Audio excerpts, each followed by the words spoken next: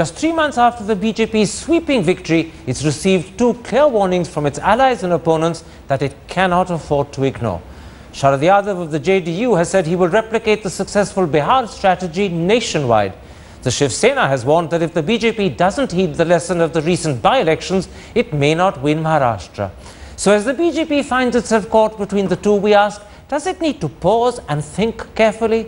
My guests are BJP spokesperson Nalin Kohli, Shiv Sena spokesperson Shweta Parulekar, JDU Rajya Sabha MP Pavan Verma, and a senior fellow from Shiv Nadar University, the former editor of The Hindu, Siddharth Vardarajan. Shweta Parulekar, your party's magazine Samna has questioned whether the Modi wave is sufficient to win state elections. Paraphrasing in English, that leader says the meaning of these by-election results is that for the Vidhan Sabha elections in Maharashtra, Shiv Sena BJP alliance will have to work hard. Only a wave cannot win elections.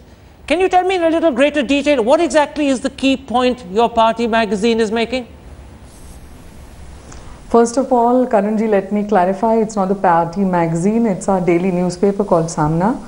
And in the editorial, they've mentioned about this, and Uddhavji also, while speaking to the journalist the other day, he also specifically mentioned what he actually meant, what was written in the editorial. What Uddhavji is trying to say here is that these by-elections are clearly indicating that one should not be complacent, and Shiv Sena is not at all. In fact, Shiv Sena is working hard and knowing fully well that BJP and Shiv Sena have a long old alliance, and so it will hold good for these coming elections as well. But the point remains that voters vote differently, and that's what we've seen in these by-elections, surprisingly, that in the national elections there was a Modi wave, but in the by-elections clearly indicates that people have not voted for BJP as expected. So for the forthcoming election, I think this should be definitely taken into consideration, and one must work hard to make the change in the government which people want. There is anti-incumbency, and so there's no single way to lose this opportunity. All right. Nalin Kohli, you heard Shweta Parulekar, your ally, say the lesson here is don't be complacent. State elections are very different to national elections. Now, in fact, the truth is, you suffered serious losses in Bihar, reverses in Karnataka, and in Madhya Pradesh, you failed to retain Bahori Band. Can you deny that, in fact, the Modi wave, if there is a Modi wave in state elections, was effectively checked in at least these 3 states? Well, I think there are a few comments here. The first is, of course, there's a difference between 3 kinds of elections. There's always a national election, there's a statewide election, and then there are by-elections. Let's focus on the by-elections for now. The by-elections normally are extremely local elections, and their impact is mostly seen in terms of the ruling party. So, I mean, if you've got a vote coming in there, the ruling party gets the credit, or vice versa. With regard to the current round of elections, yes, what's written in the Samna applies for every political party. It's not anything that's rocket science that applies only to the BJP. Certainly, you have to work hard, you have to look at elections, and you have to win elections. That's exactly what every political party seeks to do. Okay. Now, in terms of the election results, a lot is being said about the waning of Mr. Modi's wave. I'll make 4 points. The first, that Mr. Modi didn't campaign, and this was not an election for Mr. Modi. Number 2? It was a local election. Number 2, if you analyze it, in 2009, in the by-elections, the BJP-JDU alliance lost out heavily and then won the election subsequently and got a government in 2010. In the current case, we've wrested a seat out of the, maybe the margin is less, but someone who was in the RJD, joined the JDU, vacated his seat, became a minister, is now an MLC. We have won that seat. All right. In Number fact, 3. Siddharth is on the panel. He's written a piece. It's quite elaborate, and maybe he'll speak about it. I saw his piece recently. Come to number 3. Come to number 3 quickly. Okay. Yes, of course. Number 3, that yes, we have lost the election in terms of losing out 2 seats as compared to our previous tally, but that doesn't necessarily mean that we should be, taking it in terms of an expression against the national government. Number 4. The Shiv Sena BJP alliance, it's a long alliance. We are looking at a statewide election. And certainly, I'm not sure, given the politics of Maharashtra being so different from Bihar, whether you can really draw any comparisons there. Okay. I'm confident the people have already sent a message in the Mahajot And after this, they will still vote for the Mahajot, for the BJP Shiv Sena, after how they have performed there, and also how the NCP Congress have done. Siddharth Varadarajan, you've heard two very contrasting, if not almost polar opposite answers from Shweta Parulekar, who believes that in fact you can't be complacent, you need to work hard, state elections are different to national elections, and you've heard from Nalin Kohli a degree of explanation that tends towards suggesting that what I called serious reverses and losses was nothing of the sort. Are there lessons for the BJP to learn, as the Samna editorial clearly says, or do you think that in fact Samna is making a political rather than a substantive point? No, there's no question that the BJP will now go into its dialogue with not just the Shiv Sena in Maharashtra, but also the Haryana Janit Congress, potential Jharkhand allies, decidedly on the back foot. Because it's now clear after Uttarakhand by-elections, after Bihar, after all the other results, Bellary, that the Modi factor, which was undoubtedly important in the Lok Sabha election, does not affect the assembly level dynamics to the extent to which the BJP hopes it might. And so to the extent to which the BJP was counting on riding that crest and was in a sense trying to dictate terms to the Shiv Sena or to the Haryana Janit Congress, I think the BJP will probably have to step back and say, okay, fine, maybe we need to find some kind of middle ground. In Maharashtra, for example, the Shiv Sena has already declared Mr. Thackeray as the chief ministerial candidate of the NDA and wants the lion's share of the seats. The BJP takes the opposite view, and I think that if the BJP had won 9 out of 10 seats in Bihar, the equation would be very different. Bearing in mind everything that Nalin Kohli said, I don't disagree. I think one shouldn't extrapolate too much a national trend out of the Bihar results, but certainly in terms of the bargaining capacity of the BJP, this is undoubtedly a setback, and you will see that reflected in the next week or 10 days in when you have actually a discussion on numbers and seat adjustments. Pavan Verma, in the meanwhile, your party leader Sharad Yadav has drawn a very different lesson from what is called the Bihar strategy. He says that he intends to replicate the Bihar strategy nationwide because he believes this is a very effective check to the Modi wave. Now, does this mean that you're going to seek to create a large political front to oppose the BJP in states like Maharashtra, Haryana, UP, in fact, wherever elections are held? No, I think, Karan, what he meant was that the BJP benefited in the parliamentary elections by the fact that the opposition was divided. There are lessons to be learned from Bihar that when the opposition unites and tries to present a joint platform against what it believes it needs to oppose in the BJP, the results can be different. And this is especially important because these by-elections have been held close on the heels of a national election where Mr. Modi and his party won a resounding victory. Can I interrupt? Certainly. If you say that what he meant is that the other parties uniting can check the BJP, then does it not follow that if you're going to check the BJP in other states where elections happen, you have to replicate what you did in Bihar? The major parties that are in opposition to the BJP in those states have to get together. Isn't that what Sharad Yadav is trying to engineer, or at least advise? Without a doubt, he's hinting at that. And in a democracy, Karan, I strongly believe that there needs to be a space for a non-BJP democratic opposition which has a credible face to it and not merely an opportunistic coalition of parties. You're absolutely right. We have attempted that on a certain ideological framework in Bihar, and I must slightly disagree with Nalin. Of course, by-assembly elections have local factors, but in the 100 days we've seen of this BJP government, Karan, there are, quickly I will take 20 seconds only. Literally, because I don't want to get deflected onto Bihar. I'm actually looking at lessons to the future, not looking back to Bihar. I'm coming to the national picture. Very quickly, go ahead.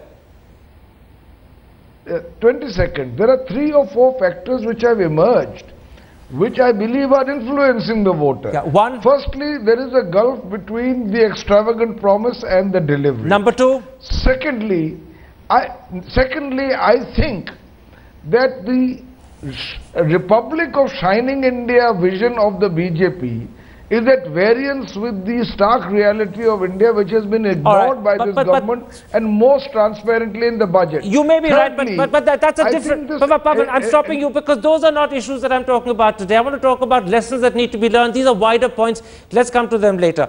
Shweta Parulekar, would you say that Samna's advice, that in fact the BJP will only ignore the Shiv Sena at its peril, is in a sense reinforced by what Pavan Verma has just confirmed? That the JDU and Sharad Yadav and Nitish Kumar intend to replicate the Bihar strategy nationwide. And if they are at all successful in doing so, the BJP needs its allies even more. It can't afford to be distant from them. It can't afford to go it alone. So has Sharad Yadav reinforced what Samna was saying? Yes, in a way, yes. Definitely he has said what Samna, he's echoed the same sentiment what Samna has tried to say. And I think in the times to come, BJP, Shiv Sena and its allies will definitely work together to gain the victory which people are looking forward to.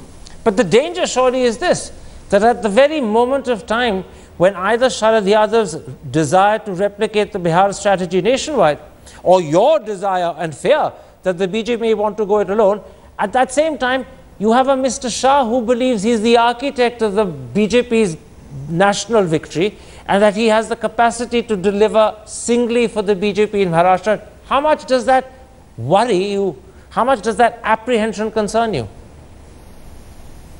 Actually, it doesn't worry us at all because we've always been together. We fought so many elections together.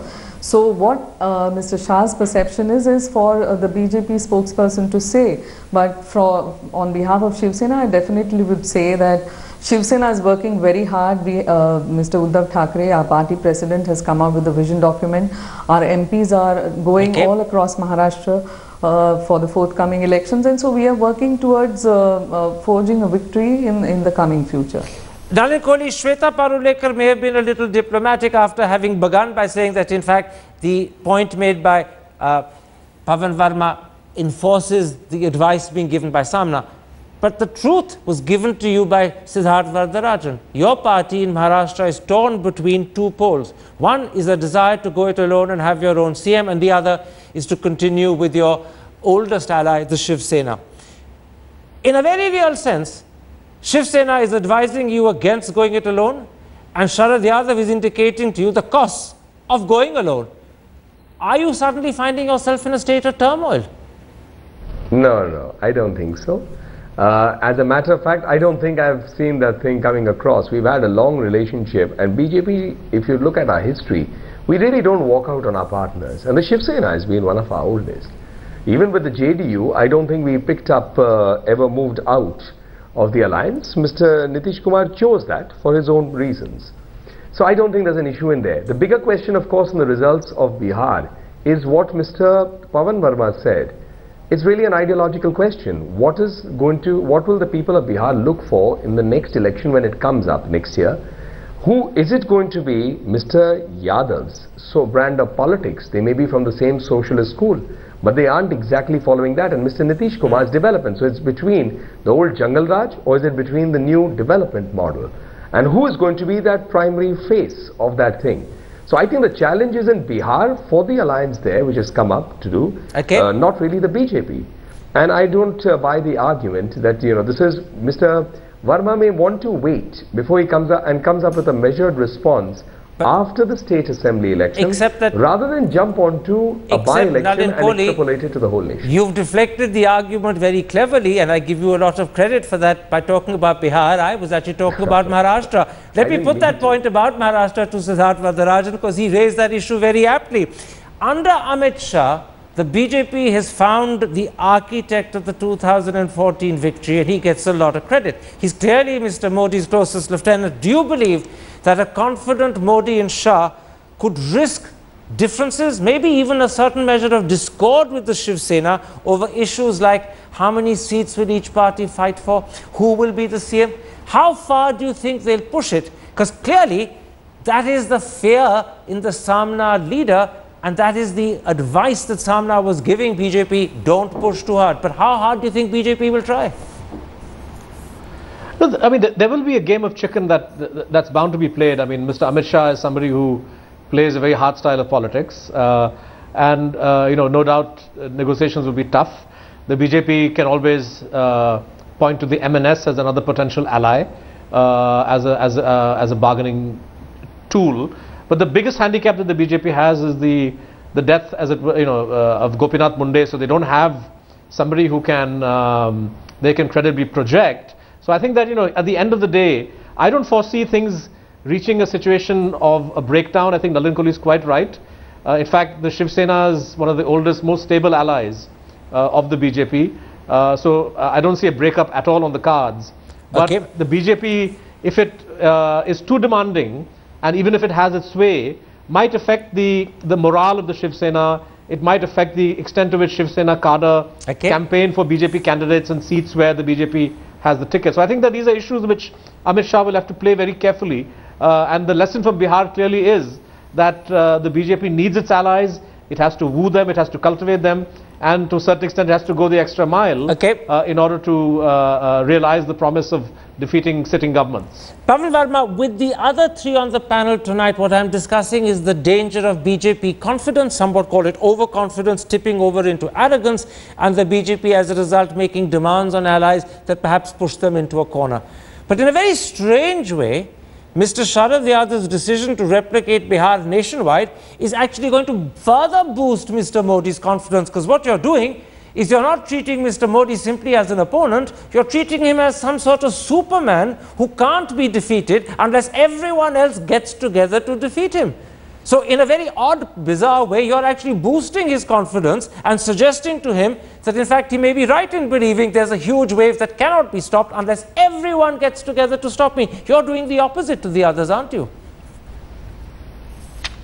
I don't believe it's political wisdom to devalue an opponent like Mr. Narendra Modi, who showed his mettle by using the mode of anti-incumbency to the maximum possible potential during the last election. There is an ideological platform on which he moved, and those who oppose that platform, if they continue to remain divided, their ability to oppose the BJP in its new avatar is not going to be successful. So it's not about boosting Mr. Modi, but about realizing the challenge. Now Nalin Kohli said that in Bihar, please let's not go back to Bihar. Please don't go back to Bihar. I know both of you have Bihar in your agenda, but I want to look forward. No, I thought you would allow me a rebuttal at least, because I stopped him making the point too. I stopped him making the point too. 10 seconds. Okay, so go ahead. 10 seconds.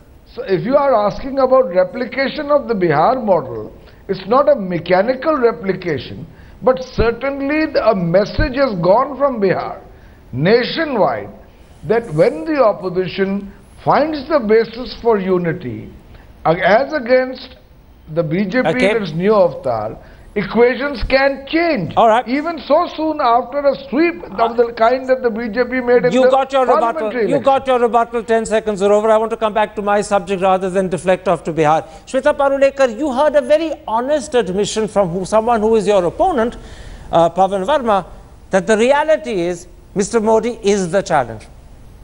The problem is, do you sense that that same confidence in the BJP has perhaps begun to tip over into a certain arrogance? Do you sense that there is a certain arrogance in the way the Modi, Amit Shah BJP treats allies? Because it's not just you that are being pushed into a corner in terms of seats and in terms of who will be CM. The Haryana Janit Congress is being treated even more arbitrarily. No, I don't treat that with that perception that there is a kind of arrogance or something like that. But definitely there are issues about seat sharing. Yes, that remains an issue to be resolved, which will be resolved very soon. I don't see any such angle of arrogance by the BJP. And is that diplomacy on your part, that you don't want to say it up front? Because certainly that was the suggestion, if not the fear, in the Samna leader. No, I don't think so. I think Uddhavji very clearly said that one should not go by the victory which we had for the Lok Sabha elections, which was a landslide victory. But for the state elections, the scenario is completely different. Absolutely. Shiv Sena is a mass-based party. So we have to be more realistic and work hard towards it. That's the important point, isn't it, Nalan Kohli? You can't go by the Lok Sabha elections. State elections are different. You have to be realistic, she says. That's the real point. It's no longer couched in diplomacies. But you seem to be, at this moment of time, mishandling two of your allies, the Haryana Janhit Congress and the Shiv Sena. Does it not worry you that with both of them, you seem to have conveyed an impression of some arrogance? No, not really. I don't agree with you. I think the case of Haryana and Maharashtra are totally different. The Haryana Janhit Congress, the issue was very simple. It's been out in the papers too. I'm not sure whether the papers reflect the current position, but as the news reported, it was an unexpected demand of seats that doesn't work in the real scenario. Let's come to Maharashtra, which is your core subject. I think Shweta ji has, to an extent, honestly brought what may be the real issue. And it's not a matter of acrimony between the BJP or the Shiv Sena, but certainly as political parties, both are entitled to look at the situation from their perspectives and see how do you make a more effective government formation by winning the maximum number of seats. So therefore, there is a think about it. There's been a traditional formula. Does that formula hold true even today? Is there a requirement of looking again at how the seats are distributing? At the end of the day, politics will be about winnability and it will be about realism. We do not approach it, neither will the Shiv Sena nor the BJP, that let's give away a few seats because you are an ally. It's going to be about, and it always should be that way. You know, Siddharth Varadarajan, I'm reverting in fact to the challenge Sharad Yadav wants to pose, because that's the other side of the pole that the BJP is caught within. Is there a danger that if Mr. Yadav is able to pull off this nationwide replication of the Bihar strategy, that you will see Indian politics falling into the trap of polarization, this time not Congress versus the rest, but BJP versus the rest? Are we dividing our country's politics along that axis? Look, politics is already highly polarized. I can't recall a time in the past, perhaps during VP Singh's agitation, when you've seen things quite so polarized, right? So that's a reality. I think the Sharad Yadav formula, you know, with all due respect to him and his experience, is not going to carry over to the national level very easily. And even if it were to, I think voters will want a little bit more than simply an agglomeration of parties that are really quite disparate. I think one of the lessons of the 2014 election, Lok Sabha election, was that at the end of the day, whether through marketing or through this sort of promotion of a cult of personality, Modi was projected as somebody who was a decisive leader, and when contrasted with Rahul Gandhi or Manmohan, voters chose him. So at a national level, for the Sharad Yadav type of grand coalition to work, you will have to somehow assure voters that you are capable of presenting that kind of leadership, and you will not fall apart because there's very little that's tying you together. So I think in the short term, let me stop you there. The BJP, in terms of...